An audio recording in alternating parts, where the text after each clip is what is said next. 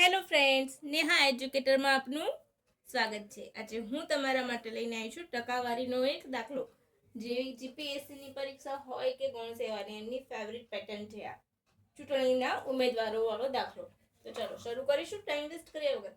એક ચૂંટણીમાં બે ઉમેદવારે ભાગ લીધો। પ્રથમ ઉમેદવાર 84% મત મેળવે છે અને 476 મતોથી જીતે છે।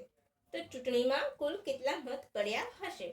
તો જે વિનર છે, જીત્યો છે, એને આપણે ડબલ્યુ તરીકે ઇન્ડિકેટ કરીશું। વિનર છે એટલે તો કેટલા? 84।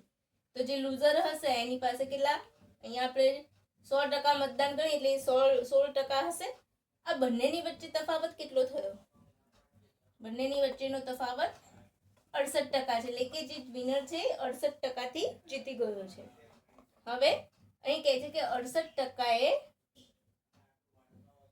476 મતોનો ફેર પડે છે, રાઈટ? તો 100% એ કેટલો?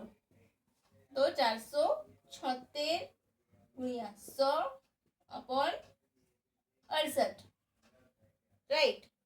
તો અને આપણે છેદ ઉડાડતા 7 જવાબ આવશે। આ મેં કરેલું છે એટલે મને યાદ છે, રાઈટ? તો 700 મત પડ્યા હશે। ક્લિયર? તો કેવું લાગ્યું ફ્રેન્ડ્સ? મજા આવી ને? મજા આવી હોય તો લાઈક, શેર અને સબસ્ક્રાઇબ જરૂરથી કરજો। Thank you for watching my video. By friends.